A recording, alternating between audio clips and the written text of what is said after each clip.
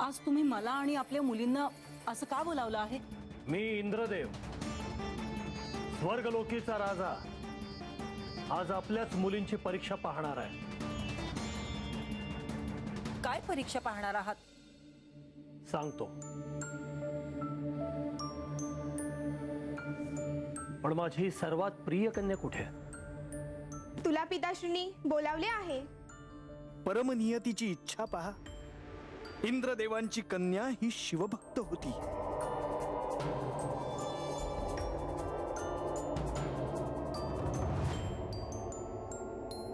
तुमचा पिता म्हणून मी तुम्हाला आज एक प्रश्न विचारतो आहे.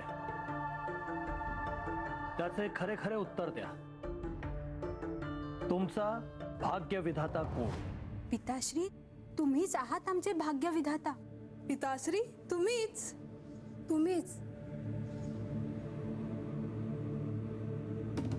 बोल, तुझा भाग्यविधाता कोण? पिताश्री, माझ्या पूर्वजन्मातील जे कर्म आहे त्यानुसार माझे भाग्य परमनियती ठरवेल. माझे कर्म आणि परमसत्ता हे माझं भाग्य ठरवतील. तू माझा अपमान करतेस. पिताश्री, माझे जे अल्प ज्ञान आहे त्यातून मी हे सांगते आहे, पण तुमचा अपमान करण्याचा माझा हेतू नाही. तुझे शब्द मागे घे. पिताश्री, क्षमा करा, पण तुम्ही सगळ्यांचं भाग्य कसं ठरवणार? हे तू नव्हे, तुझा अहंकार बोलतोय. क्षमा असावी. नाही, मी तुला प्रत्यय दाखवतो.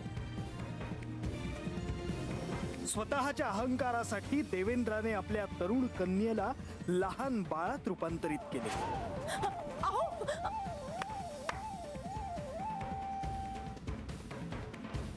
हिला घोर अरण्यात नेऊन हिचा वध करा. नको, नाही, नका देऊ तो तिला. इंद्रदेवांची आज्ञा शिरसावंद्य मानून सेवक बाळाचा वध करण्यासाठी घेऊन गेले खरे, पण त्यांच्या हातून हे पाप मात्र घडले नाही. ज्याच्या मुखी शिवनाम, ज्याच्या हृदयात शिवनाम, त्याचे रक्षण करणारेही प्रत्यक्ष शिवच. घोर अरण्यात पशु पक्षी प्राणी त्या लहान बाळाला काहीही करू शकले नाही. नारायण नारायण.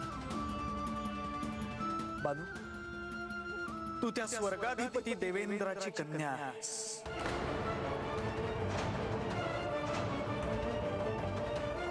देवांचा राजा इंद्र.